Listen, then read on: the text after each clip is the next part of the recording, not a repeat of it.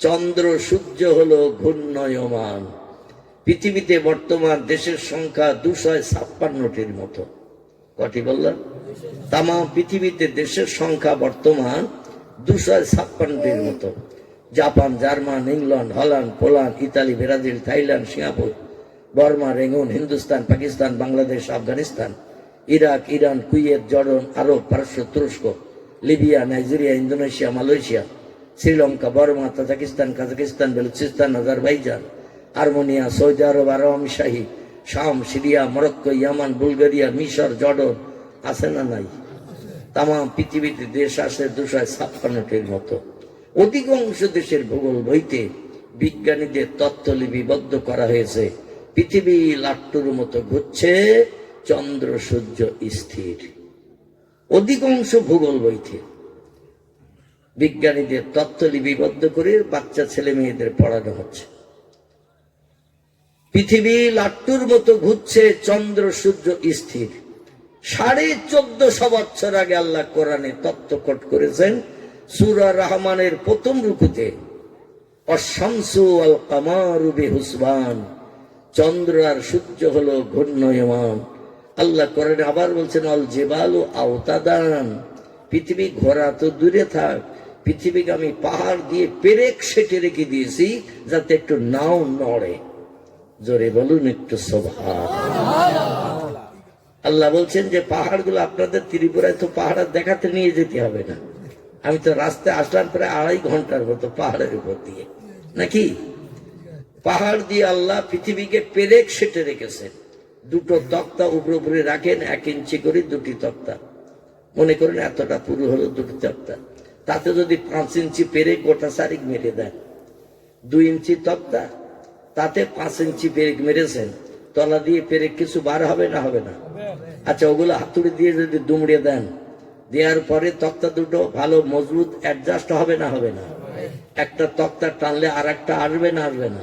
কারণ পেরেক মারা হয়েছে 5টা, এতটা লম্বা, মনে করুন দুটো তক্তা 5টা পেরেক সেটে দিয়েছে, একটা টানলে দুটো আসবে না? আসবে না? আল্লাহ বলছেন পৃথিবীর সঙ্গে পাহাড় ওইরকম পেরেক সেটে দিছি, ঘোরা তো দূরে থাক যাতে একটু নাও নড়ে। আর বিজ্ঞান বলছে পৃথিবী লাট্টুর মতো ঘুরছে, চন্দ্র সূর্য স্থির। ছেলে মেয়েদের তাই পড়ানো হয় এবং পরীক্ষার দাগ নম্বরে লেখা হয় পৃথিবী ঘোরে না সূর্য ঘোরে। ছেলে মেয়েরা যদি ভূগোল বইয়ের উত্তর না লেখে, নাম্বার কত দেবে? 0। আল্লাহু আকবার, আপনাদের মগজে মাল আছে, 0 দেবে। আল্লাহ কোরআনে বলছেন হুয়াল্লাযী খালাকা সাবআ সামাওয়াতিন তিবাকা। আপনারা বললেন কোরআন সত্য, কিরাম কোরআন সত্য বিশ্বাস করেন? একটু টেস্ট পরীক্ষা নিচ্ছি, এখনো তো ফাইনালে যায়নি, আর ফাইনালে এখন যাব না, শেষের দিকে যাব। আল্লাহ বলছেন হুয়াল্লাযী খালাকা সাবআ সামাওয়াতিন তিবাকা, আমি আল্লাহ পাক তোমাদের মাথার উপর ওই যে নীল আকাশ রেখেছি, ওই রকম আকাশ বানিয়ে রেখেছি। এতটা কটা? 7টা। সাবআ সামাওয়াতিন তিবাকা, মাঝে মাঝে ফাঁকা দিয়ে দিয়ে আকাশ বানিয়েছে 7টি। বর্তমান প্রযুক্তি যুগের বিজ্ঞানীরা বলছে বহুদূর ফাঁকা, তাই নীল মতন দেখায়, আকাশ বলতে কিচ্ছু নাই। দুনিয়ার সব দেশের ভূগোল বইতে এই তথ্য বিজ্ঞানীদের কথা লেখা, বহুদূর ফাঁকা, মহাশূন্য, তাই নীল মতন দেখায়, আকার বলতে কিচ্ছু নাই। এই কথা যদি বিশ্বাস করেন, ঈমান থাকবে? জোরে বলুন থাকবে? আল্লাহ বলছেন হুয়াল্লাযী খালাকা সাবআ সামাওয়াতিন তিবাকা, মাঝে মাঝে ফাঁকা দিয়ে দিয়ে আকার বানিয়েছি 7টি, মানুষ দেখতে পায়নি একটিও। এই যে নীল আকাশ আমরা দেখি, এটাও বিজ্ঞান আকাশ বলে বিশ্বাস করে না। ওরা বলে মহান শূন্য, মহাশূন্য, বহুদূর ফাঁকা, তাই নীল মতন দেখায়, আকাশ বলতে কিচ্ছু নাই। আল্লাহ বলে খুদির বগলি, খুদির বগলি, আমার জ্ঞানের সঙ্গে তোরা জ্ঞান নিয়ে পাল্লা দিতে চাস না, পাগল হয়ে মরে যাবি। কথাটা ঠিক না ভুল?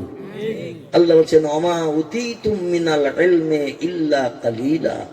ও মানুষ, তোমাদের ব্রেন মগজে যে জ্ঞান, যে জ্ঞানের মাধ্যম দিয়ে ক্যালকুলেটর বানিয়েছো, কম্পিউটার বানিয়েছো, রিমোট কন্ট্রোল বানিয়েছো, স্যাটেলাইট বানিয়েছো, ইন্টারনেট বানিয়েছো, উপগ্রহ বানিয়েছো, চন্দ্রযান বানিয়েছো, পাতাল রেল বানিয়েছো, রেডিও বানিয়েছো, ভিডিও বানিয়েছো, ভিসিআর বানিয়েছো, কোল্ড স্টোর হিমঘর বানিয়েছো, ফ্রিজ বানিয়েছো, এক ছোট্ট মেশিন বানিয়ে পকেটে ভরে দিয়ে তাম দুনিয়া ঠান্ডা করে দিয়ে দিয়েছে। শেষবেলা কি বললাম? এক ছোট মেশিন পকেটে ভরে দিয়ে তাম দুনিয়া ঠান্ডা করে দিয়েছে। মেশিনটা জানেন? আল্লাহু আকবার। দেখবেন এখন বাজারে যদি বাজার করতে যাই, তাহলে বাজার করতে গেলে কি নিয়ে যেতে হয় বাজারে? বাজারে মোবাইল। আচ্ছা, মোবাইল নিয়ে গেলে মাল কিনলেন কোন দোকানদারের কাছ থেকে, এবার মোবাইল দিলে দোকানদার মাল দেবে তো নাকি? তাহলে কি নিয়ে যেতে হয় বাজার করতে গেলে? হ্যাঁ, টাকা। টাকা ছাড়া মাল কোন দোকানদার দেবে না, ঠিক কি না? এখন আপনি মাল কিনলেন 3 রকম দোকানে, যে কেনার পরে দোকানদার বলছে ভাই ভিড় খুব, তাড়াতাড়ি পয়সাটা মিটাও, আরো 5 জনের মাল মাপতে হবে। পকেটে হাত দিয়ে দেখেন এমটি পকেট, মোবাইল রয়েছে, টাকা নাই। মাঝে মাঝে বাজার করতে গেলে টাকা না নিয়ে বাজারে যাই, তখন পকেটে হাত দিয়ে টাকা পাচ্ছেন, আবার থলিটা রাখেন, সে টাকা আনা হয়নি। বাড়ি এসে আবার টাকা নিয়ে যেতে হয়। কিন্তু মোবাইল কোনোদিন ভুল হয়? মোবাইল ভুল হয়? যেটা দরকার সেটা নিয়ে যায়নি, আর যেটা দরকার না, মোবাইল বাজারে নিয়ে যাওয়ার কোনো প্রয়োজন নাই, চোখে দেখবো মাল কিনবো। কিন্তু যেটা দরকার না সেটা পকেটে আছে, আর যেটা দরকার সেটা বাড়ি রেখে এসেছি। ঠিক না ভুল? আর এই মেশিনটা তৈরি করে দেওয়ার কারণে দুনিয়া এখন আনন্দে আত্মহারা, খুশিতে বাগবাগ। মানুষের মুখে এখন শুধু হাসি আর হাসি। এখন যুবক যুবতীর আর এক জায়গায় হওয়ার দরকার নাই। কেউ আছে ছাদের মাথায়, কেউ আছে তেঁতুল তলায়, দুইজনের সঙ্গে অ্যাকশন চলতেছে। অবশ্য আপনাদের এই এলাকায় এরকম ছেলে মেয়েরা এরকম ফোন টোন করে টরে না? হ্যাঁ, এখানেও করে। আল্লাহু আকবার। শীতের রাতে আবার ছেলে মেয়েদের নামে বদনাম দিয়ে মার খেয়ে মরবো নাকি আমি? অসুস্থ মানুষ। এখানকার ছেলেরা ফোন টোন করে না। আর এই শীতকালের সময় অবৈধ প্রেম প্রীতি ভালোবাসা যে কত গাঢ়তর তৈরি হয়, সেটা আমি অধম জানি। তার কারণ হলো শীতকালে একটু কম্বল মুড়ি দিয়ে শুতে হয় না? হয় না? শীতকালে একটু কম্বল মুড়ি দিয়ে শুতে হয়। কম্বল মুড়ি দিলেই ওই কম্বলের ভিতরে অ্যাকশন চলছে মিন্টুর সঙ্গে মোমেনার, পিন্টুর সঙ্গে আমেনার, অ্যাকশন চলতে সারা রাত। বাপ মা মনে করছে ফোঁস করে ঘুমোচ্ছে ওরা, কিন্তু কম্বলের ভিতরে যে কি অ্যাকশন চলতেছে আল্লাহ ছাড়া কেউ খবর রাখে।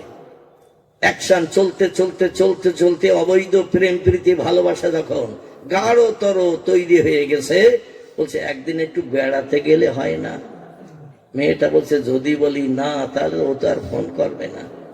আমার হৃদয় তো ওরে দিয়ে দিয়েছি, ওর অন্তর আমারে দিয়েছে, মুখে তো বলে।